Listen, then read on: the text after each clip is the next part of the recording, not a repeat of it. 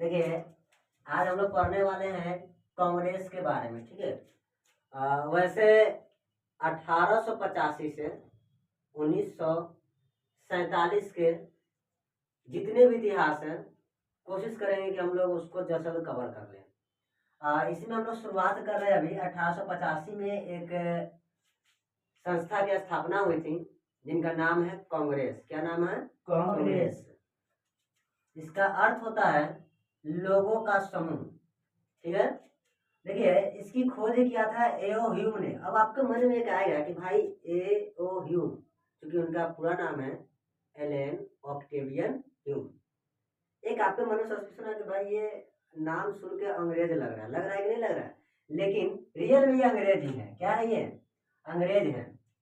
देखिए, आजकल के जमाना है कि अगर आप नए नए दुकान खोलिएगा ना, तो उद्घाटन के लिए विधायक जी को बुला लेते हैं कि रिबन काटे।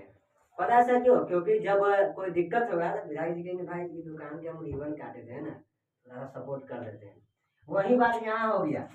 कांग्रेस की जब स्थापना हुआ तो कांग्रेस की स्थापना में एओ ह्यूम का साथ लिया गया, अंग्रेज का साथ लिया गया। ठीक है। क्योंकि इनके स्थापना वाले में दादा भाई नौरोजी और एडलजी वाचा थे। ठीक है। देखिए, इसका जब स्थापना हुआ था तो इसका स्थापना गोकुलदास तेजपाल संस्कृत कॉलेज मुंबई में हुआ था। एक बात याद रखने योग्य बात है, इसका स्थापना गोकुलदास तेजपाल संस्कृत कॉलेज जो कि मुंबई में पड़ता है वहां हुआ था। ये सवाल पूछा जाता है ना, एग्जाम में कई बार पूछा गया और पूछा भी जाता है कि इसकी स्थापना कहाँ हुआ था। देखिए, कांग्रेस का उद्देश्य था भारत की स्वतंत्रता। इनका उद्देश्य भारत की स्वतंत्रता, भारत की आजादी दिलाना इनका उद्देश्य था। इनकी स्थापना इन्हीं उद्देश्यों के साथ किया जाता।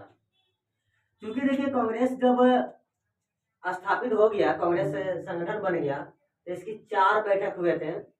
इन 4 बैठक में पहला है 1885 में जो कि मुंबई में हुआ था, और इनका अध्यक्ष बिमलेश चंद्र बनर्जी। इसीलिए सवाल किया जाता है कि कांग्रेस की पहला जो अध्यक्ष है वह कौन है? तो बिमलेश चंद्र बनर्जी। देखिए, दूसरा आपको 1886 में बैठक हुआ था कोलकाता में, और इनके जो अध्यक्ष थे दादा भाई नौरोजी साहब। तीसरा बैठक 1887 में हुआ था मद्रास में। मद्रास तो आप लोग जानते होइएगा, चेन्नई नाम सुने हैं? चेन्नई में हुआ था, और इनके जो अध्यक्ष थे बदरुद्दीन तैयब जी थे। चौथे बैठक हुआ था 1888 में। देखिए, ये हुआ था इलाहाबाद में, जिसको आज हम लोग प्रयागराज के नाम से जानते हैं, और उस समय के अध्यक्ष थे जॉर्ज यून। देखिए, तो इस प्रकार आपका जो है कई सवाल इससे पूछे जाएंगे। एक चीज ये भी ध्यान रखना है कि इसकी जो स्थापना 1850 थी, वैसे पूरा इनका फूल होता है 28 दिसंबर 1885। कब हुआ था? 28 दिसंबर 1885। ठीक है ना, ये बात ध्यान रखना है। इसके संस्थापक में आपका एलन ऑक्टेवियन ह्यूम, दादा भाई नौरोजी और एडलजी वाचा का नाम आता है। आपको सवाल किया जाएगा कि इस कांग्रेस का स्थापना कहाँ हुआ था? तो कांग्रेस का स्थापना हुआ था गोकुलदास तेजपाल संस्कृत कॉलेज जो कि मुंबई में पड़ता है। इसके बाद आपका सवाल इंपोर्टेंट होगा कि मतलब कांग्रेस की जो है प्रथम अध्यक्ष कौन थे? तो कांग्रेस की प्रथम अध्यक्ष जो है बिमलेश चंद्र बनर्जी थे। कांग्रेस की पहली बैठक कहाँ हुई थी? तो मुंबई में हुई थी। कब हुई थी? 1885 में हुई थी। तो इतने सवाल आपका पूछे जाएंगे। ठीक है। इसके बाद का जो टॉपिक है वह है आपका बंगाल विभाजन। ठीक है। जैसे आपको पता होगा कि बंगाल अपने भारत का उस समय औपनिवेशिक देश था, हमारा भारत गुलाम देश था, और सबसे बड़ा राज्य था बंगाल, मतलब बहुत बड़ा इलाका। ठीक है। और देखिए, पूरे देश पर शासन करने के लिए बंगाल पर शासन जरूरी था। यही कारण है कि 1905 ईस्वी में उस समय वायसराय लॉर्ड कर्जन थे, बंगाल को 2 भागों में बांट दिया। जैसे मान लें कि ये बंगाल है। ठीक है, थोड़ा सा इसको अच्छे से गोल कर लेते हैं। इस तरह इसको 2 भागों में बांट दिया। एक बार दिया ईस्ट बंगाल और एक बार दिया वेस्ट बंगाल, है ना। उस समय ईस्ट बंगाल को ढाका कहा जाता था। क्या कहा जाता था? डाका। आपको तो पता होगा कि आजकल जो है कि इसको ढाका के नाम से जानते हैं, ठीक है। उस समय इसको डाका कहा गया। और वेस्ट बंगाल तो आप लोग जानते हैं पश्चिम बंगाल।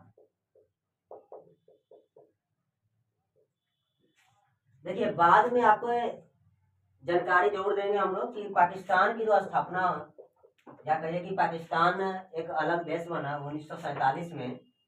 और ये दिखाई दे रहा है ईस्ट बंगाल, ठीक है। यहाँ पर जो ढाका जो दिखा रहा है, एक बांग्लादेश का आज ढाका जगह है, बांग्लादेश का, ठीक है, राजधानी है वहाँ। उस समय 1971 में बांग्लादेश का स्थापना हुआ था, यह भी सवाल करता है 1971 में, ठीक है। बांग्लादेश का स्थापना 1971 में हुआ था। ये एक अलग टॉपिक है, लेकिन फिर भी बता दिए हैं। तो बंगाल को दो भागों में बांटा गया, एक वेस्ट बंगाल और एक ईस्ट बंगाल के रूप में।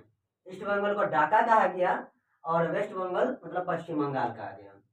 देखिए जैसे ही बंगाल का विभाजन हुआ, बंगाल के कई ऐसे लोग थे या हमारे भारत के ऐसे लोग थे जिनको ये अच्छा नहीं लगा बंगाल को दो भागों में बंटना।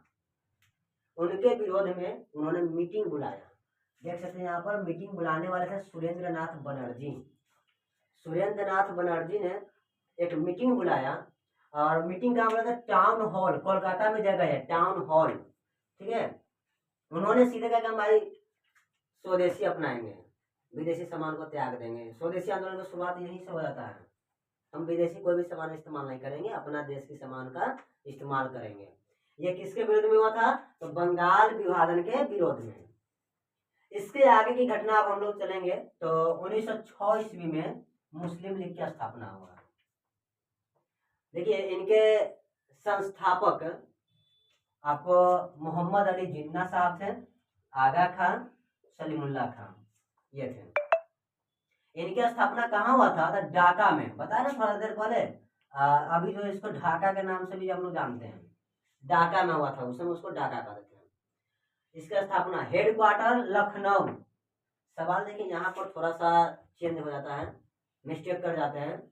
इसकी स्थापना कहाँ हुआ? ढाका में, लेकिन हेडक्वार्टर कहाँ है? तो लखनऊ में है, ठीक है ना। ये सवाल पर ध्यान देनी है। देखिए आखिरकार ये मुस्लिम लीग का स्थापना क्यों हुआ?